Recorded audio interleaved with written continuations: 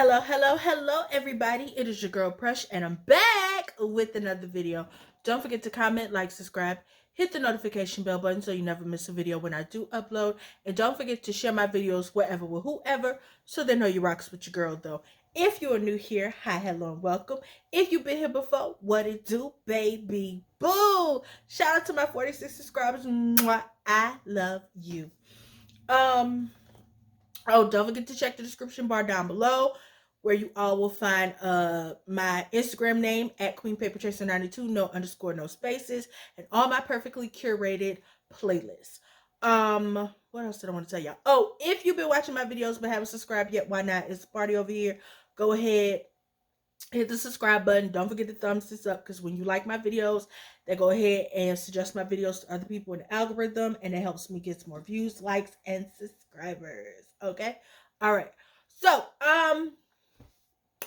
if you see my short that I did, give y'all a quick update. Y'all already know I'm coming with reviews. So the first review I'm going to do is on a movie that I just finished watching, the Whitney Houston I Want to Dance with Somebody biopic. If y'all want to see my review that I did on Beauty, the loosely based Whitney movie, go ahead and watch that, or you can watch it after this. It's in my reviews and etc. So this is a what you watching, Whitney Houston I Want to Dance with Somebody movie. Okay, so I just finished watching it. It came out like last year around Christmas time or whatever, and I wasn't gonna watch it until I knew it was somewhere where I could watch it in the comfort of my own home, right? So first things first, I want to say that this movie was tastefully done, right? We've all heard the mixed reviews surrounding I Want to Dance with Somebody, but anybody who's a Whitney, I'll say this: anybody who's a Whitney Houston fan, you went into this very judgmental, because I did, because I love Whitney Houston. Like, I love her. I love Whitney. Okay, like if you know me, you know I love Beyonce, but I love Whitney more. Okay, it's Patty, Whitney, Beyonce. Okay. What I will say is that, like I said, this was tastefully done. As far as my rating for this movie, off bat, I'm gonna give it an 8.5 out of 10. And the reason I gave it an 8.5, and we'll get into the reasons why. So first things first, we started, right before Whitney went on the Murph Griffin show, and we see that, excuse me, her mom is basically in the process of prepping her to be the greatest voice of all time. And we see that Sissy Houston was hard on Whitney. Like, she was like not playing with her. She was like, if this what you want, you gonna give it all you got, right? And if you read her book, Sissy Houston's book, then you know that she played no games with Whitney when it came to singing. Like, she told her, this what you want to do, we gonna go get it. I will say the theme that was in Beauty, because I am going to compare Beauty, this movie, and the other Whitney movie that I seen years ago that Angela Bassett produced for Lifetime. So I am going to compare all of them, because that's what we're going to do, right? This was the official bio that her family, was a part of. Clyde Davis was a part of. So this will be the one that everything else gets compared to. So I'll say that. So where was I? Oh, her mom. So, her mom was basically, like, you have to do it this way, that way. And just like in the Beauty movie, you could tell that her mom didn't want her to be a singer because of her own failed singing career. But she also wanted to make sure if this is what Whitney really wanted, then you got to give it, 200% or whatever. Her daddy. I do not like that man. And the actor they got to play him in the movie looked like James Evans Sr. from Good Times. All I kept thinking was, child, what is James doing around here? But yeah, that's who that was. They didn't show much of her brothers in this movie. In the movie Beauty, like, it was this weird thing with her brothers. I talked about that in my review. But in this movie, like, we only seen the brothers, I think, the beginning of the movie, and then that one weird ass scene where we got introduced to light skinned Pat. Cause Pat Houston is my complexion, but the actress who played her damn near the color of my in the inside of my palm. So I was very confused. Pat Houston don't know what she looked like, and that's okay, Pat. If you know you don't love yourself completely, girl, it's okay. But you could call me Pat, and I would have played you in the movie, girl. You know, I'm short, thick, and chocolate, but that don't matter because you don't know what you look like. Because the girl in the movie was light skinned, so I would have been better off playing you, girl. But anyway, um, I love that Clyde took Whitney's input in the path or the projection of her career in the beginning very seriously. I love the fact that he loved her input. Like, she was allowed to pick the song she was going to sing. It wasn't oh, this is the song, you're going to sing it. No, Whitney got to pick what she sung. Like, Whitney got to pick and choose the song she sung. And I love that, her and Clyde had this friendship. Like, she wasn't just his artist, but that was his friend and somebody, he allowed to have input in her career. And I love that the most about what we got to see with her and Clyde.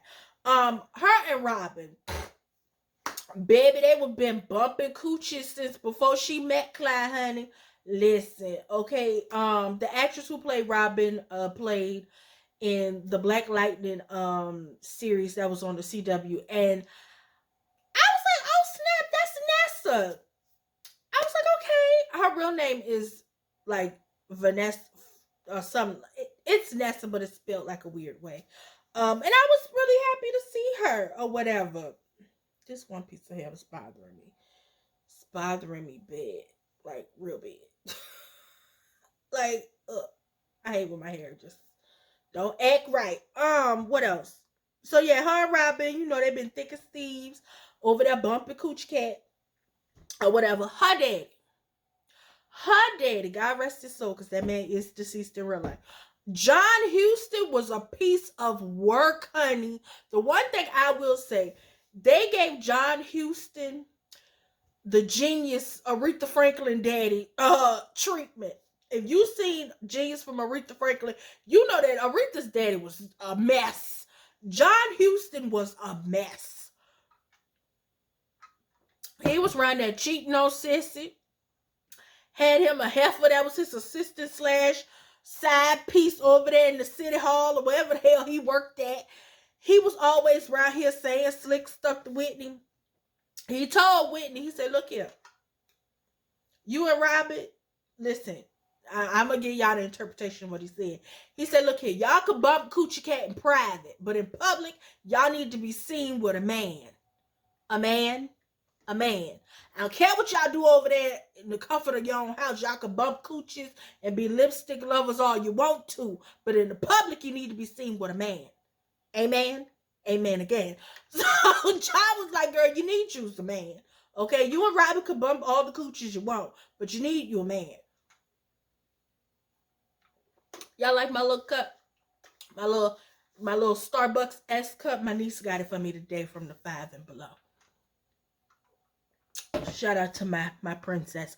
And that's another thing. They kept calling Whitney princess and stuff like that. And you could tell that, they held Whitney to a high standard. Sissy Houston, I talked about her being controlled. Let me tell y'all something.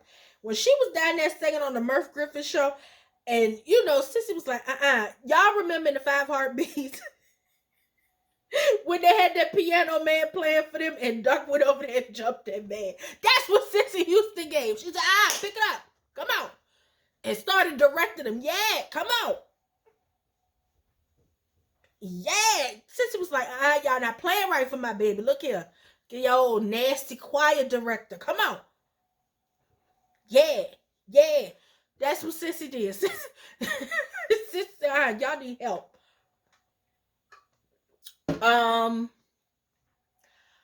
As far as Whitney's drug use, I'm gonna be all over the place. Because my notes just went along. Yeah, as far as her drug use, they didn't overdo it. And I applaud everybody who was involved with it for not overdoing it and giving us coked out, crazy, Whitney. I like that. And I thank y'all for not doing that, because I'm sick and tired of Whitney was on drugs and Whitney acted like this and Whitney was... We get it. It's enough. Stop that shit. So thank y'all for doing that. As a Whitney fan, thank you. Because I got tired of that shit. Thank you. What else? My damn phone knocked on me. Hey, don't do that phone. I don't even know where half of the shit that was happening, what day, time, year, place it was happening. Where was the chronological order of dates? We got maybe a total of maybe 4 dates of what was happening. The beginning, I think they told us it was like in 1984 or something. When she sung at something for Nelson Mandela. When I think she went on her tour. 2009 or whatever, when her and Bobby got divorced.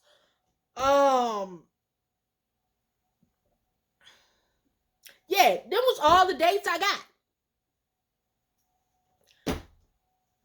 Like the beginning of the movie, I don't know. Were we still in the 80s? Were we in the early 90s? Where were we? Where were we? I literally had to sit here and Google half of what was going on for dates. Like, what year did Bobby and Whitney meet? The people met in 1989. Why y'all didn't tell me that? This is supposed to be her official biopic. Y'all supposed to give me dates. I'm supposed to know the date of every event that's happening. What year did her 70-date world tour start? I don't goddamn know. I had to Google. Actually, I didn't Google because I was so mad. When did that start? What year was The Bodyguard filmed? Y'all didn't even tell us the year her and Bobby got married. It was in 92, but still, or 91, 92. But still, where was the dates? Who was in charge of that? We got 4 whole informational pieces on the damn screen. Who was in charge of that? What was that? What was that? Clive suggested she go to rehab. I believe this was in the early 2000s. Before she divorced Bobby. I don't know when Whitney was suggested to go to rehab and she finally went ahead and checked herself into, a small little clinic. I don't know. I do not know. What I do know is that her daddy, right before she got rid of Bobby, when she was around there on that world tour, whenever the fuck that took place, was half dead with his new side piece, wife heifer, threatening Whitney for money. And I remember when this happened. I don't remember the exact year, but y'all could have told me. Her daddy asking for $100 million, and baby, her daddy was running through her money. Like, he was the one on stage singing them songs. He was in the booth. Like, he was getting minks and cars and shit. Like, you think you Big Red, huh? Which one you want? Pick a color. Sir, that ain't your damn money. That daddy was a piece of work, like I said. She finally got the help she needed. She divorced Bobby. Also, thank y'all for not getting too much wrapped up in the whole Bobby Whitney toxic relationship stuff. So thank y'all for that. We did get the whole Bobby Robin beef. We got those a couple of times. Thank y'all for not, over exaggerating the whole thing of that. Also, thank y'all for not having it to where, Robin and Whitney was bumping coochies all the time. We got to see them kiss a little bit, and, it was alluding to the fact they was around there bumping coochies, but, wasn't a whole bunch of stuff.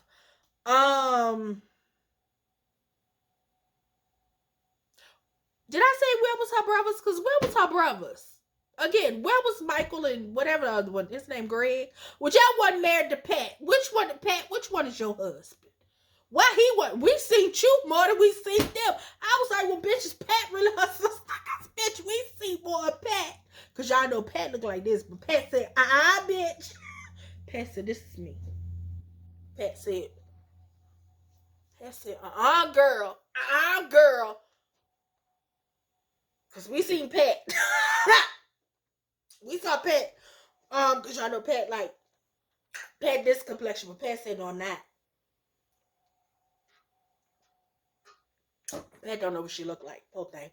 Again, you could call me Pat. Okay, I'd had my mama braid this down to the back and gave me old bust down. How long was that wig? A good 20 inches or some straight? I could have been you, girl. I could have been you, Pat. Me being short and thick, it don't matter because you think you like. So it don't matter. I finally cried watching this movie, and it was the scene that broke my heart. Them basically alluding to her death but not showing it. Thank y'all for that. Of her sitting in the bathroom of the Beverly Hotel. And she was sitting there busting down the drugs and singing Home to herself in the mirror. And I just started crying. The minute I saw the bathtub, I was in tears. Because, you know, that symbolizes what we all know. And I was in tears. And, like, I was in here like, why did she do it? Why? Like, why did she get high? Why? And it was because, you know, when Whitney came back, her voice was gone. You know, it was damaged from the abuse of the substances that she did for as long as she did it. And I love the fact, I will say this, I love the fact that in the movie when she went to basically break up with Bobby, they had her say, you know, the drugs was way before you. Letting it be known, Whitney was doing drugs before she met or married Bobby. Because for years, people always said he got her hooked on drugs. No, she was already doing the drugs before she met him. And if you saw the Bobby Brown movie, he even in the movie alluded to the fact that she was getting high on their wedding day. They didn't show this in this movie, but that's what Bobby said in his movie, okay? From his point of view, Whitney got high on their wedding day, okay? What else? But them showing her sitting there, like I said, busting down the substances and singing Home to herself, I cried. I sat there and I cried and I fussed and I was so upset because it was like, why, Whitney? Why? Like, why did you do it? Like, why did you do it? Why did you get high? Why did you? Like, ooh, like, she had came so far. She had got clean. She was turning a new leaf. You know what I'm saying? She had released, if he makes you feel like $1 million bill, say, say, it makes you go up, down, left, right, got you spinning round and round, say. When Whitney released that song when she was clean, I was so excited. I was like, I don't know what Whitney finna give us, but I'm here for this. And then I look to you, oh my God. We know who wrote it. Yeah, we know. Okay, but that scene, her sitting there, and she's singing to herself, and she's crying, and I'm crying, and I'm just like, Naomi did her fucking thing with that scene. That scene. That scene. That scene. That is the only scene in this movie that I applaud Naomi for her performance. That scene. Because everything else was Naomi acting. But that scene, hands down, like, it's fucked up that scene is probably my favorite scene because it was so real and so raw, and we know what that scene represented, even though it didn't go past her sitting there crying, singing to herself in the mirror. That is my favorite scene of I Want to Dance with Somebody. A scene that cracked me clean up was when Whitney came to Clive's room. I don't know where they was at. They was at a hotel somewhere. She came in Clyde's room and she said, I couldn't sleep and I came in here because I knew you would be up. And she said, do you got any? And he said, any what? Like, Clyde was like, hold up, bitch. Ain't no drugs in this room now. What you want with me? She was like, music, songs. I was like, girl, you the scared being Clyde. Because I'm like, hold up. I know Clyde ain't got no drugs in there. Clyde. But Clyde, she had me and Clyde both like, bitch, what you talking about? Any what? Ain't no drugs in here, bitch. Clyde was like, ain't no drugs in here, Whitney. Ma'am, ain't no drugs in here. Ain't no drugs in here.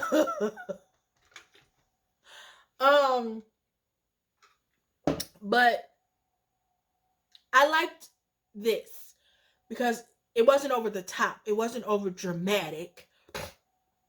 It was in a lane where they were telling her story. They were being respectful.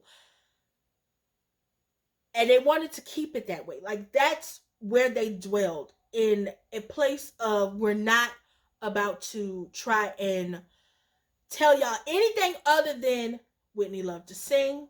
She had her struggles with her family. She fought to be her authentic self, and she couldn't. She lived her life trying to appease everybody but Whitney, to the detriment of who she was. That's what I got from this movie. And I don't know if that's what I was meant to get, but that's what I got. That Whitney went around appeasing and pleasing everybody but Whitney. She couldn't be herself. And it costed her her love to sing and her peace of mind. And in the end, it ended badly, like Clive said it would, when he asked her to get help.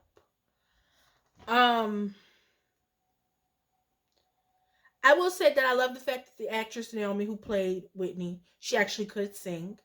I feel like, I think what they should have did, what they did with the Elvis movie, they should have had Naomi sing all of the younger Whitney stuff, right? And then as we got into older Whitney, they play actual Whitney, right?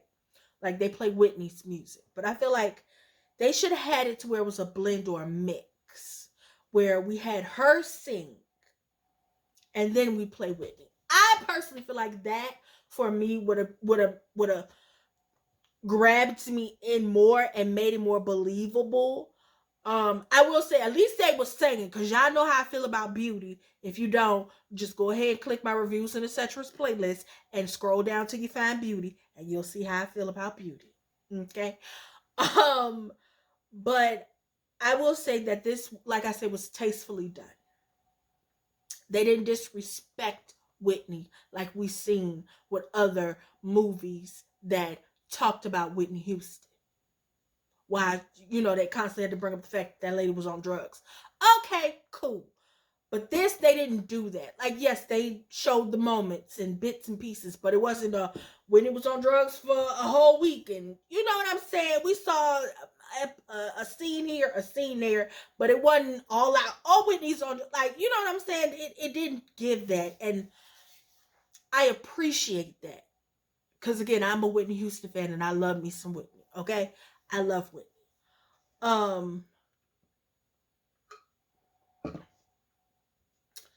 What else? I'm trying to think. Is there anything else outside of Pat being like, them not giving me no chronological order dates? Oh, the wigs. I don't know who was in charge of doing hair. My main qualm is the back. Y'all don't know how to get that back right. Like, that front, that side, perfect. But that back, specifically Bobby. When Whitney and Bobby got to arguing, when he proposed to her and told her he got whoever Kim is pregnant, and they were standing on the highway arguing. Y'all do know, in the back of Bobby's head, we could see that little piece of hair. It was a little piece of hair sticking up in the back, right? The next time, I don't know who the hair makeup department is, but the next time y'all do black hair, where it's supposed to look like my real hair, Make sure y'all have somebody come in and blend that back. Okay? Make sure they cutting all the loose ends. They combing down. Get somebody to come in there with some, call a barber, call an actual hairstylist, call somebody who know about hair. Okay, black hair specifically. Okay, because I feel like the people who was over there was about the Pat's complexion. It was Pat's people. Pat and her people was over there doing hair. We don't need y'all to be doing hair. We need not this, not that. I mean, it ain't nothing against y'all because y'all be doing hair. But the people who was doing hair on Whitney, no thank you. Pat and her people, no thank you. Life and a little bit of waiting to exhale. I kind of wish we would have got those eras. But again, those happened in the 90s, and I'm not sure when the fuck we were in the 90s. Not even sure when we was in the 80s or the 2000s, because, there was no dates, no title cards, no nothing. Where were we? It was like a run-on sentence. I don't know what's going on, Jesus. But I will say, I feel like I said, Naomi, she could have gave more to her Whitney, but the scene alluding to her death was my favorite. I know it's a crazy ass thing to say, but probably because that was the only scene where I really did get the most emotional. I get so emotional, baby. Yeah, I kind of wish we could have got I'm Every Woman, when she got pregnant. I kind of think it would have been nice if they would have recreated that with her with the baby bump. Because I'm every woman, it's all in me. Whoa, whoa, whoa.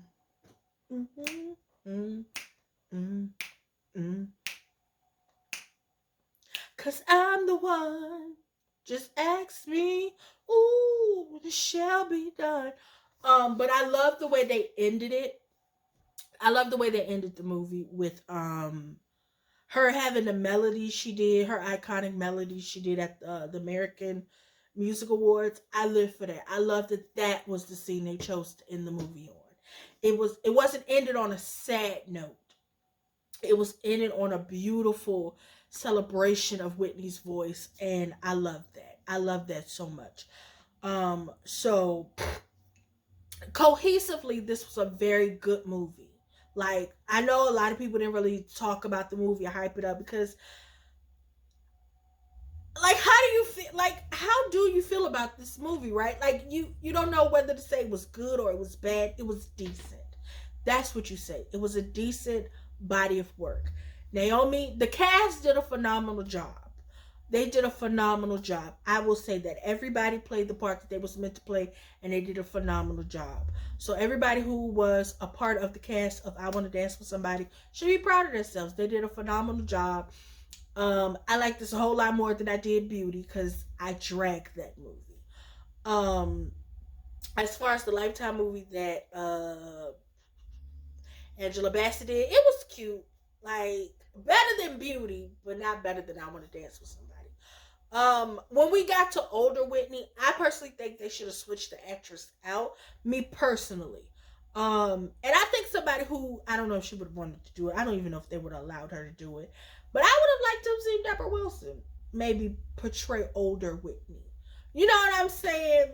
But I don't know if it would have came off as mocking because she did mock Whitney during her days of struggle on Mad TV.